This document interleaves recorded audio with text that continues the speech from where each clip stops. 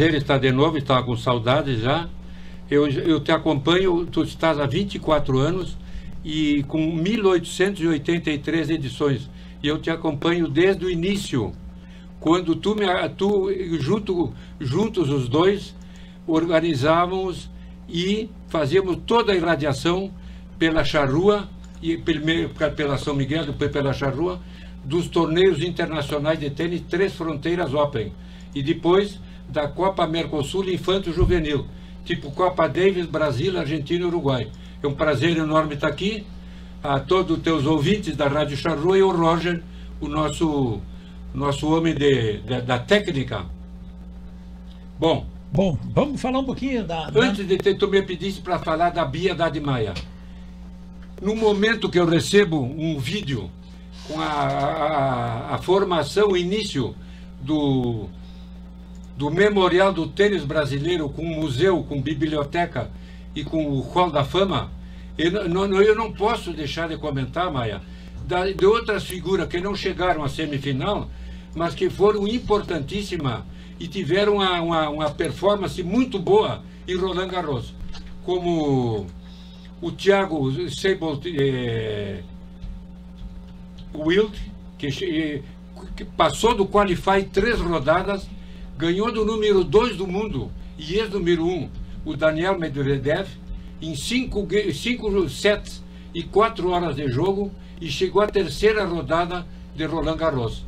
Não podemos deixar de falar de João Fonseca, um menino de 16 anos que jogou júnior e que foi até as quartas de final, perdendo para o americano Lerner Tim, e de Luiz Stefani, que chegou à terceira rodada, e do Rafael Matos, que trocou de companheiro, agora jogando com o português Cabral, e eliminou na primeira rodada os campeões do Australian Open.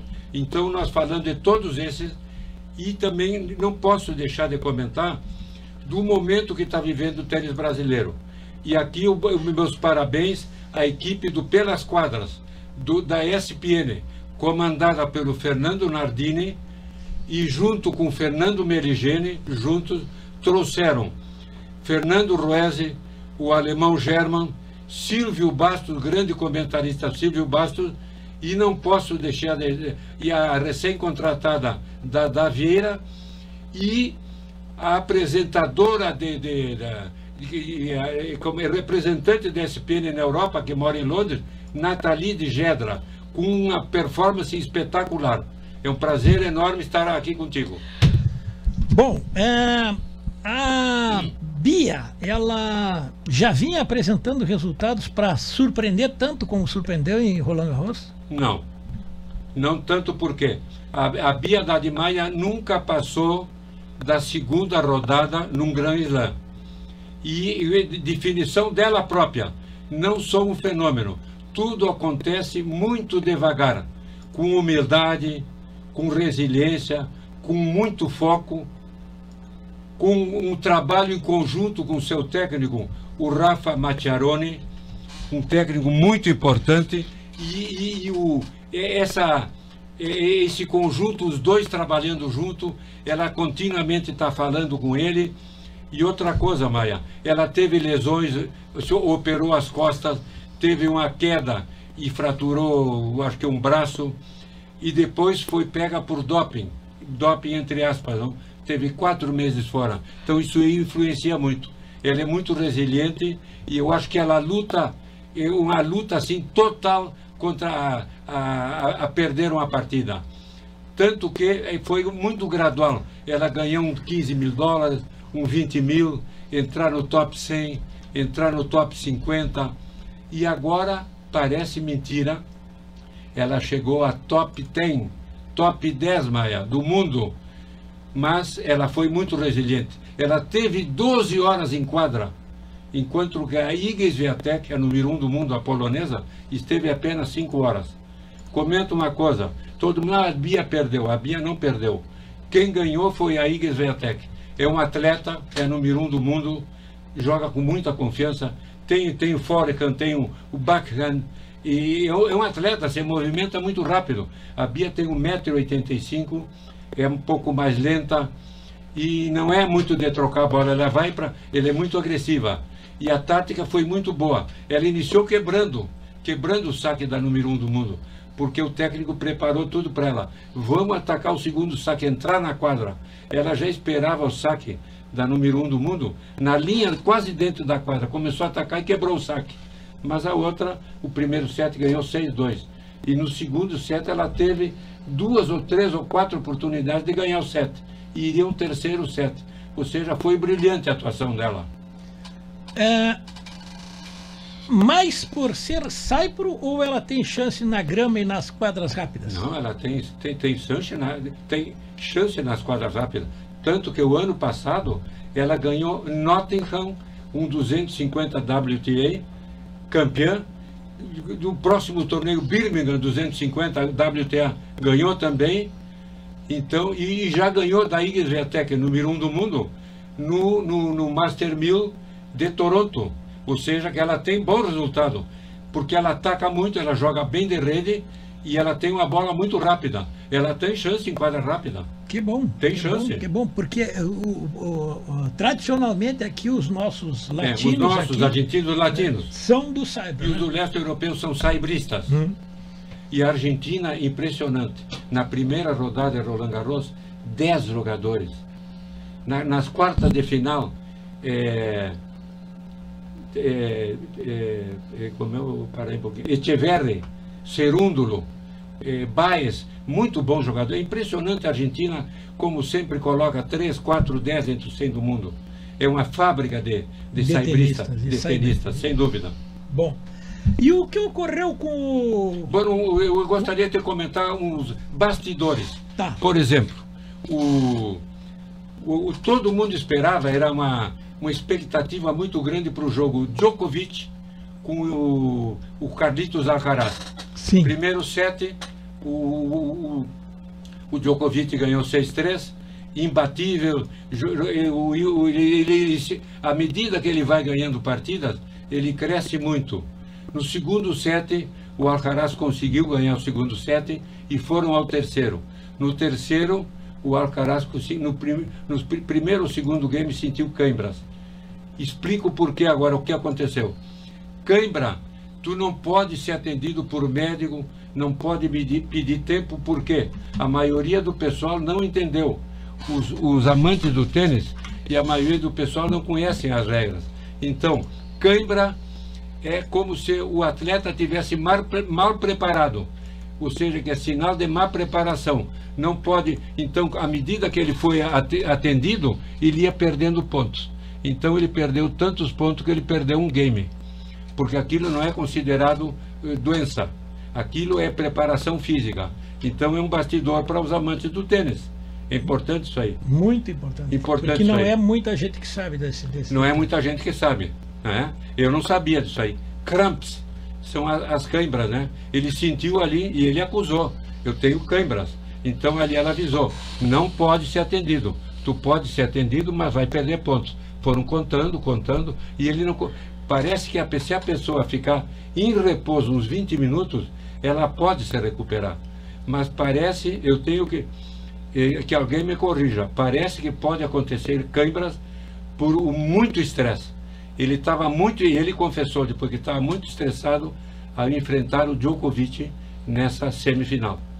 Importante. Djokovic pode amanhã passar todo mundo. Eu acho que pode passar todo mundo. E outra coisa, arrisco dizer que ele pode fechar os 4 grandes desse ano. Ele está inteiro, pode. Pode? Pode. Ele 23, 24, 25 e fechar os 4 num ano só. Só o Rod Laver fez 2 vezes isso. É muita coisa, não? Muita coisa. Outro comentário. Na semifinal, um jogador que eu acho espetacular, o Alexander Zverev, é russo, nascido na Rússia, mas é nacionalizado alemão. Ele chegou, ele é diabético tipo 1 desde os 3 anos de idade. Tu sabe o que eu quero enfrentar? Todo um atleta de alto rendimento enfrentar com diabetes que vai desgastando tudo. E ele diz que numa partida de 5 sets, ele é necessário fazer 5 injeções de insulina. É impressionante isso aí. Agora em Roland Garros foi proibido, ele não podia fazer na quadra. E ele foi fazer no vestiário e descobriram, ele não pode fazer, tem que ter um médico, tal. Então eu acho que ele se desgastou por isso. Ele tinha condições, ele nunca ganhou um grande Slam, mas já chegou a 3 semifinais. E tem jogo para tudo, mas com essa diabetes eu acho que ele é complicado. Futuro do Wild, nosso tenista. O futuro do Wilde é o Thiago Wilde, Seibold Wilde. Tu vais lembrar, eu tenho uma certa relação com a família, porque o pai dele, Cláudio Wilde, foi convidado por mim a jogar um torneio aberto em Iruena por money, por dinheiro, e ele parou na minha casa, eu o convidei, e ele fez uma limpa, ele ganhou de todo mundo, uma pessoa educadíssima. Ele morava em Novo Hamburgo com São Leopoldo. Atualmente eles moram no Paraná. Bom, em Londrina, né? Em Londrina, acho que é. É um dos jogadores mais talentosos do momento. Sabias que ele já ganhou o Júnior do US Open? Sabia disso? Não, isso bom, saiu. E sabe quem ele enfrentou lá? O Lorenzo Musetti, que está entre os top 20. Ou seja, que esse cara evolucionou, um grande jogador, principalmente de saibro, o italiano, Lorenzo Musetti. E ele teve problemas mais, eu acho que de foco mental, e ele está, ele não é réu ainda, mas ele vai ter que responder um processo por violência doméstica. Oxalá se saia bem contra um youtuber, bom, tudo bem, mas um grande jogador. Outro bastidor que eu devia comentar para encerrar minha participação. Uma jogadora japonesa, Miyu Kato, que jogou com um alemão, Putz, foi eliminada. A ESPN prestando uma homenagem. Né? Bia. E ela, depois que se tornou famosa, se tornou o patrocínio da Joma e do Itaú, né? Do Itaú e Itaú Personalité e do Prudential Seguros. Bom, então ela, sem querer, ela deu uma bolada numa menina, numa boleira que cuidava ali, sem querer, e foi eliminada do torneio. Quem? Desclassificada, a japonesa. Foi depinada nas duplas femininas. E todo mundo, comentário geral, que foi mal desqualificada. Porque foi sem querer, uma bolada sem querer. Mas ela foi campeã de Roland Garros em mista. Deixa a Marina participar. Marina, aqui. É um prazer estar contigo aqui. Sei que tu tens 31 anos, de Minas. Jogas profissional, futebol de salão pela Celemaster. Isso. E já conversei contigo que futuramente vamos fazer um podcast sobre a tua carreira. Umas 3 horas aí, pelo menos. Tens condições para isso. E sei que faz educação física e pretende fazer jornalismo. Isso. E já está trabalhando como repórter de quadra do futebol salão. Isso. E a primeira vez aqui no programa. Do Maia é a primeira vez, né? Quem te trouxe como repórter de quadra foi o Roger Oliveira, o nosso técnico aqui do programa. Aliás, o Roger trouxe a mim também para cá, né? É o descobridor, né? Se ele cobrasse a porcentagem dos empresários, ele já estava rico. É um prazer estar contigo. A Marina tô fazendo a poupança. Quando ela ir para a Europa, o passe é vinculado, só abre mão mediante. É um prazer estar com a Marina aqui. Já está me seguindo no Instagram e no canal Trotamundo e vamos trocar figurinha. Vamos sim. É um prazer enorme. Palavra contigo, querida. Tu curte o tênis? Cara, eu curto bastante, não acompanho assim, né, como eu acompanho, por exemplo, futebol e futsal, mas eu sou muito curiosa das coisas, então eu procuro.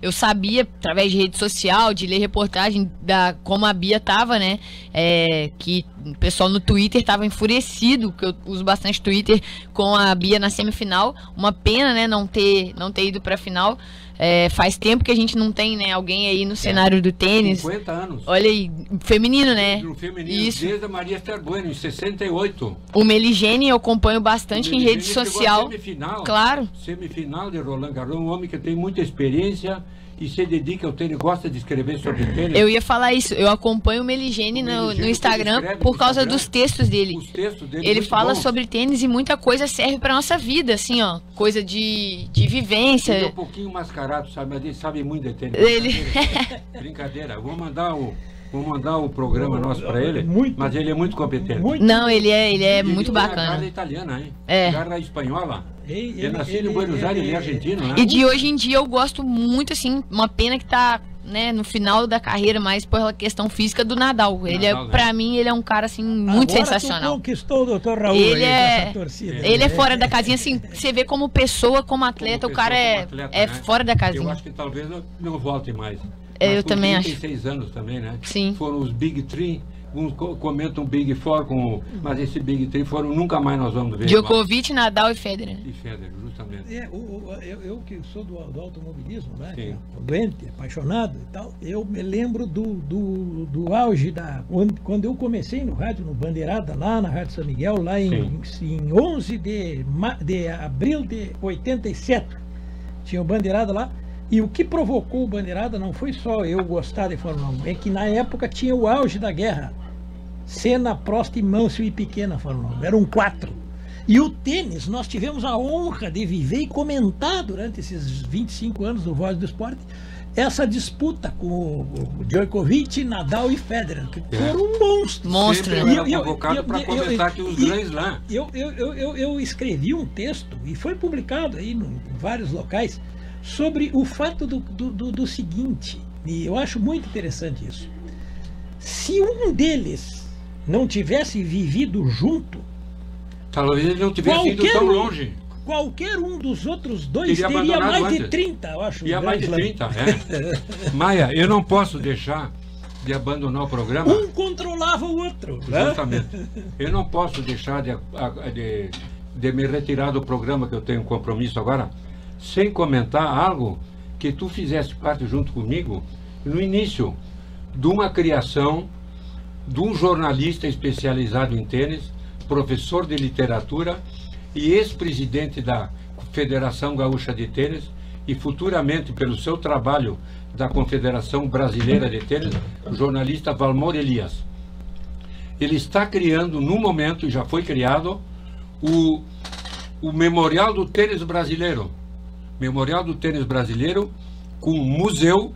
O museu vai ser administrado pelo Carlos Kirmair, a biblioteca pelo Paulo Cleto, o Hall da Fama pelo Luiz Matar e o cônsul itinerante representante do memorial, Carlos Bernardes, o juiz de cadeira brasileiro da ITF. Famoso. Bom, outra coisa. O presidente honorário e o vice-presidente honorário, Tomás Koch e Edson Mandarino. Espetacular isso aí. Essa é a Patrícia dupla. Medrado, a querida Patrícia Medrado, que foi a semifinal de um Grand Slam também, Roland Garros, né? Uma defensora do tênis, e com o Instituto Patrícia Medrado, todo esse pessoal, e nós fizemos parte no início daquele programa Histórias Inesquecíveis do Tênis Brasileiro. E que foi transmitido, inclusive, pelo Facebook da Rádio Charrua, tem até hoje disponível. Então no está pessoal. disponível no canal Trotamundos todos. Sim. E começou por quê? Porque eu comecei aqui em Uruguaiana com as histórias inesquecíveis do Tênis Clube Rio Branco. Começamos a juntar. Então eu juntei Rodrigo Ferreiro, Franco Ferreiro, que jogou Copa Davis, os grandes jogadores brasileiros aqui do nosso clube, né? Então, e chamei também o Valmor Elias, que foi nosso, Sim. que ele me convidou para fazer parte da Federação Gaúcha de Tênis, e eu era o representante aqui na fronteira. Então acompanhei toda a história dele. E ele ainda estava desilusionado com o tênis, ficou na literatura, professor de português. E aí o filho dele me disse: Raul, tu entusiasmaste e incentivaste meu pai para voltar. Isso foi notável, porque eu Notável. acompanhei quase tudo. Ele isso acompanhou que aconteceu, tudo. E Ele o voltou, Valmor fez um se programa. entusiasmou uma barbaridade. Se tanto é que entusiasmou ele e agora mantém está fazendo contato. isso aí. Valmor, obrigado pelo que tu fizeste, mas eu fico feliz por ter te trazido de volta. Palavra do teu filho, Leandro. Leandro, querido, um abraço para todos vocês. Prazer enorme. Ouvintes, um beijo. Tchau, tchau.